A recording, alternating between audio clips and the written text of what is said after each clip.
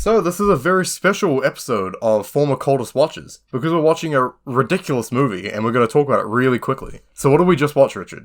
We just watched a so-called ridiculous movie produced in 2016 called Elvis and Nixon.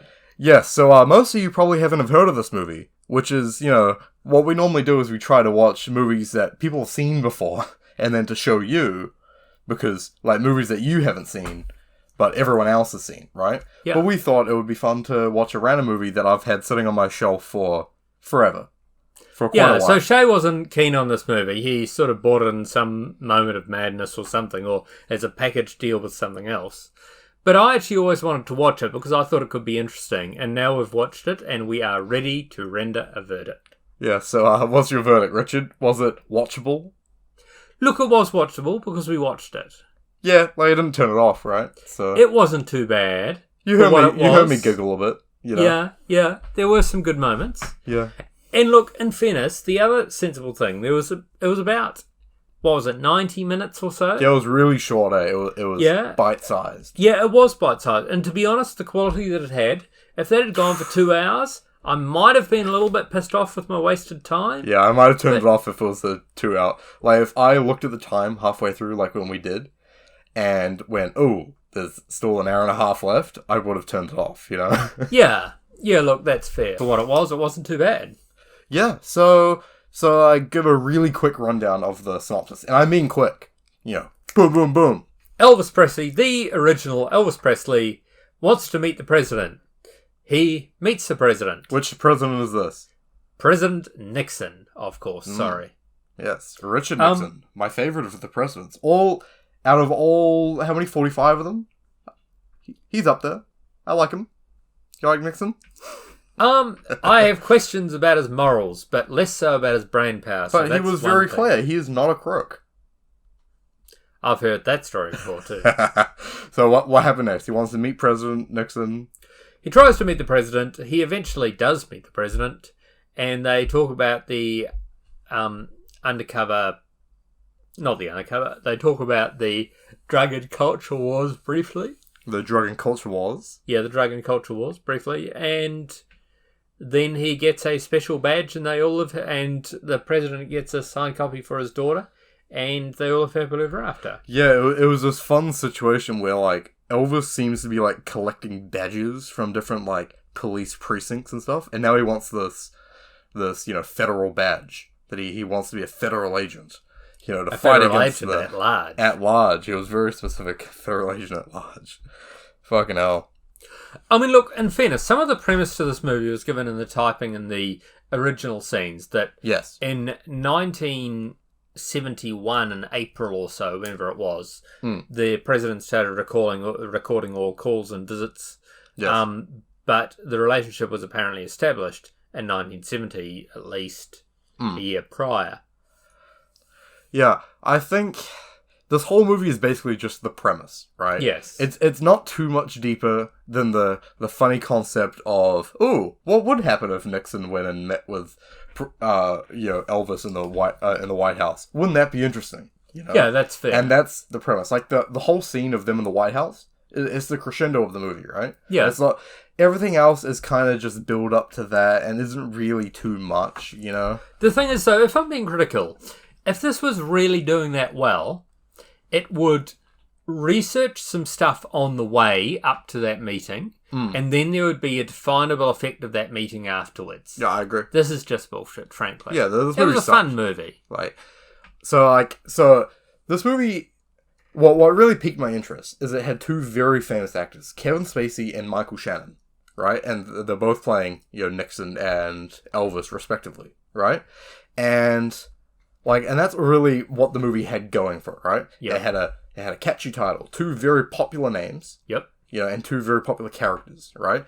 Elvis and Nixon, Michael Shannon, Kevin Spacey, and that's what got people to go watch it. But I think this movie was made in a fucking weekend. Kevin Spacey never left that room that he was in. I think he was there for a day. Kevin Spacey did all his shooting in one day. He learned his lines and came in for a day. I agree. And he got a paycheck. That's exactly what it sounds like. And seems like. At some level, I respect it, right? He's a big actor. You want some cash? Yeah, whatever. Go for it. Okay, so look, let me give you a little bit of a quick rundown. So why I wanted to watch this movie, my expectation was it would tell me something about the USA in the late 60s, early 70s, whenever it was, early 70s. Yes. And that would have been interesting to me. Yes. I thought I would learn something about then. And did you learn anything? The vibe. Yeah. And look, to be honest, I didn't. No, you didn't, because it was all just following Elvis the whole time, right? They didn't really was. show the world. Like, you saw a few, like, Black Panthers, like, on the street. You saw some protests going on, but other than imagine that, seeing some black people in a movie about the United States in the 70s. I was specifically Black Panthers, from the Black Panther Party. He's referring to people. No, not the Marvel superhero? Well, not the Eastern Mountain Lions. Anyway, so, like, you saw that. I thought what was quite interesting is, I don't know if you know this, but, like, so Elvis is criticized for, like, stealing black culture. Because he was... I didn't know that, but I'm not surprised. Right. I mean, everyone is, aren't they? Well, to white people, he's kind of considered the founder of rock and roll, right? But to black people, it's kind of like a stolen cultural thing. It's a whole debacle, right? And that's why you had that scene of that diner full of black people getting criticizing him and being upset with him because, like, they were like, well, you're just biting our culture. Yeah, it's an interesting concept. Yeah, it is. That's what it was trying to show. But I think the essence of the whole movie was that whole scene in the White House, which was interesting. It's fun to see Kevin Spacey and Michael Shannon fuck around for a bit. It was a little bit. I didn't think it was the best part of the movie. I thought it was a little bit unrealistic. So look, let me tell you the good part of this movie first. Please. The good part of this movie is that it kept me guessing. I did not know what was going to happen next at any stage. Yeah, I was actually wondering if it was going to Inglourious Bastards us. I don't know if you understand what I'm talking about. You've seen Inglourious Bastards, right? Yeah. So you know how that's kind of acting like it's a historical movie? Then it goes off the deep end and kills Hitler and shit, right at the end?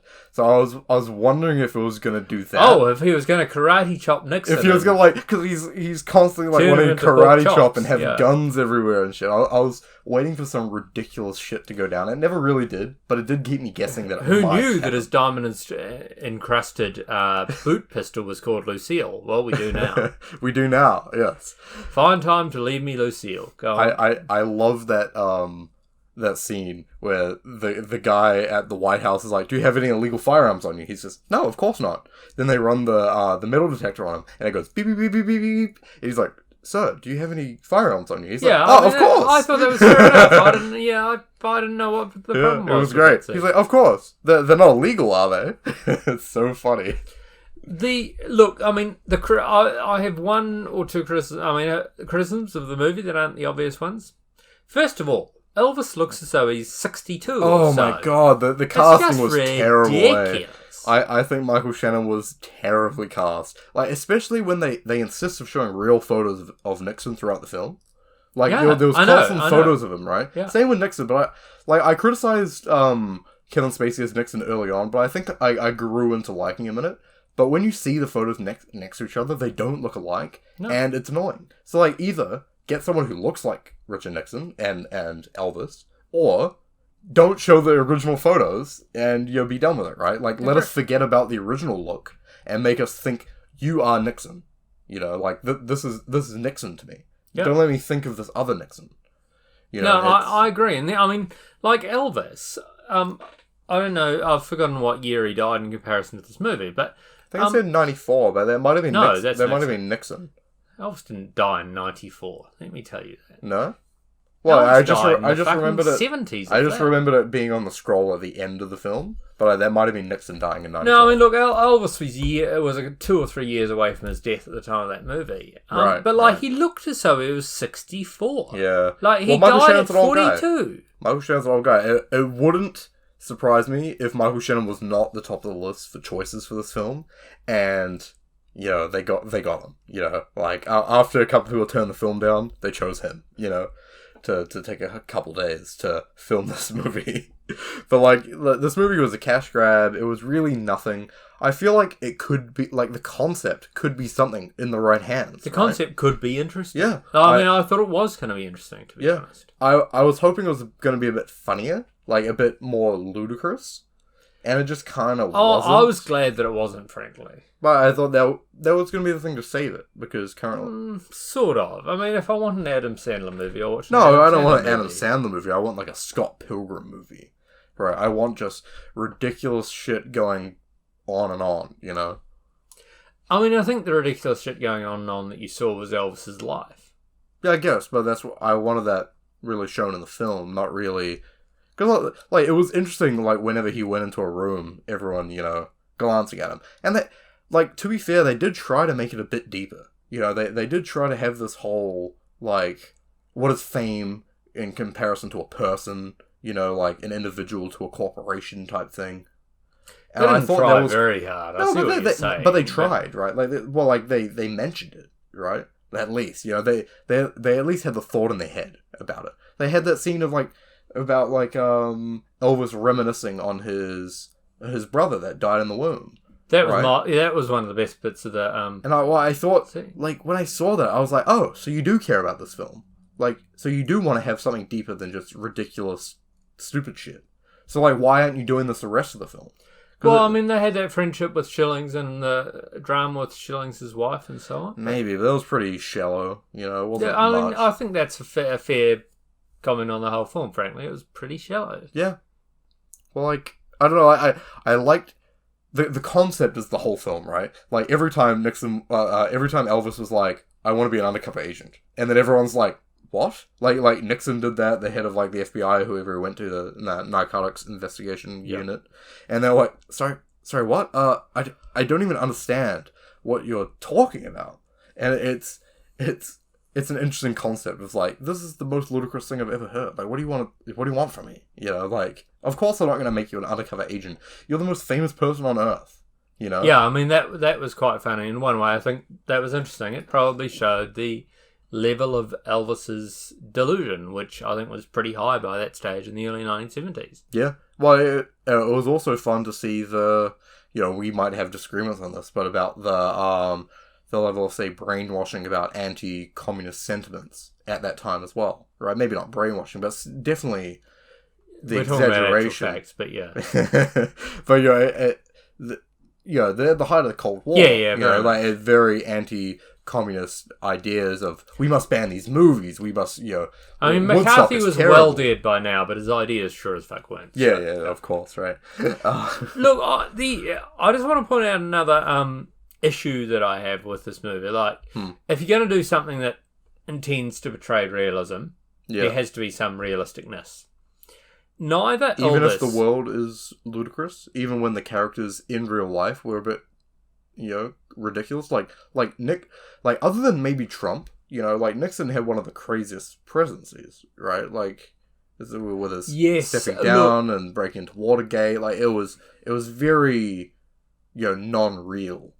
Very crazy. Yeah, I see what you're saying, but I suppose what I'm saying is, like, and this is not disagreeing with you exactly. Richard Nixon was not just some ordinary bloke who was doing crazy stuff. He really, he won the presidency. That doesn't make you an ordinary person, I guess. for a start. It makes you one of what? 46 out of the whole fucking... Once you win the primary, it's a flip a coin, right? Yeah, take that 46 over everyone that's ever existed on the world and see how special you feel. But once you win the primary, it's a flip of a coin, It's well, look, leaving that aside, I mean, okay, he won the primary too. And that's what I'm saying. He was no ordinary person, and he would not have been bossed around by Elvis Presley. Likewise, Elvis Presley himself was no ordinary person. Yeah. Well, that's what happens when get to the top of the, whether they're a top swimmer, a top musician, a top this or a top that, they are not ordinary people when they're household names in the whole world. That's what we saw. We saw an immovable object meet an unstoppable force. It was these two, crazy juggernauts of their time, worldwide, crazy men. That just met each other in a room, and their personalities clashed. Yeah, maybe so. I mean, they both seem to enjoy it, though. And, of course, the president had an agenda, which is not surprising for Nixon. Yeah. And Elvis also had his own agenda, which, in fairness, was less... I was going to say less snarky. bit which was Well, it's very more personal, more genuine probably than the president's. Yeah. Well, it was genuine, right? Like he was like, I just want to stop these darn communists, which is really interesting. So, like, off the top of my head, I couldn't even think how to rate this movie, right? Well, I was just thinking about that then, and I was trying to think what else I'd rated other things. What have I rated 3?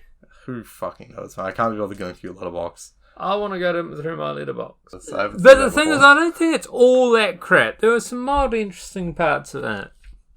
That said, it was fairly crap, wasn't it? I think I'd give it 1.5 stars. No, I was going between 2 and 2.5, but I think we'll give it a 2. Yeah, you give it a 2. Yeah, like I can rock with a 2 or a 2 or like 1.5. Like, I'm never gonna watch it again. And you know me, like I will watch films that I love. Look, neither am I. I expected a lot better from this film. Yeah. I thought it was basically going to tell me how it would feel to be an American in the early 70s. But so I've been telling you this is going to be crap for so long. We put it in, and you're like, oh, I'm nervous that this is going to actually be crap. And then I go, oh, this looks excellent. When they're playing the before the film like title cards, I'm like, oh, this movie looks awesome. And then it was bad for both of us. Look, I'm giving it a 2, but in fairness, it was really short. It wasn't that bad. Well, at the end of the day, we watched it, It could nearly have had a 2.5. Yeah, we watched it, right? If it had been 2.5 hours worth, it wouldn't have got 2 even. Yeah. Like, but for what it was not that bad. It didn't outstay its welcome. You know, it was short. Yeah, it was to the point. There wasn't a lot of like fat to cut. You know, it was a short film. So yeah. But I mean, it wasn't done well. Like, even if you take that storyline, which I don't think was that great, the film itself could have been done better. The actors and so on could have been more. I think Kevin Spacey put a little effort in. You know, even though because a lot of effort, he could have grown his hair a little bit longer and a little bit darker and combed it differently, and it would have looked like Richard Nixon. I think he actually I think he got into it. His posture was pretty good. I think he had that little hunch. He used his hands a lot. The presidential posture just right. Yeah, well, like Nixon's very, very famous for having a hunch and using his hands to talk. And he had the hair. I think Nixon had that really short hair. Where with that very balding at the forehead. I think the issue is he didn't have that very pointy nose like Nixon, and I think that's really what got him. He didn't have that nose. You might be right. But maybe they should have looked into a prosthetic for his nose because but Kevin Spacey's not going to have any of that. But I mean, the thing is that actually the Elvis actor was. Oh, he was worse, right? Much worse. If they just fixed that up, we could have lived with Kevin Spacey. Yeah, to be honest, if I'd seen that film and I hadn't known anything about it, I would have thought that it was a film about an Elvis impersonator and a very bad one. Because Elvis never looked that old. Elvis died at 42. Well, by the time Elvis died, he was 60. Fat as hell, right? And he wasn't as fat as Michael. What's his name? Wasn't that tall? Well, wasn't that fat? Sorry. Yeah. That's the other thing I didn't realize Elvis was as tall as that guy. But there you go. Who knows? Yeah, maybe Michael Shannon's just a tall guy. At the end of the day, they half-assed this film. They did. That's what they did. They half-assed this film. So they filmed it on a weekend. A drunken evening that needs to be half-assed, and you've got 90 minutes to spare, you could watch this film. Yeah, it's not nothing, but it's also nothing. So thanks for watching. We'll try to watch some real films sometime soon. Was good. Cheers, guys.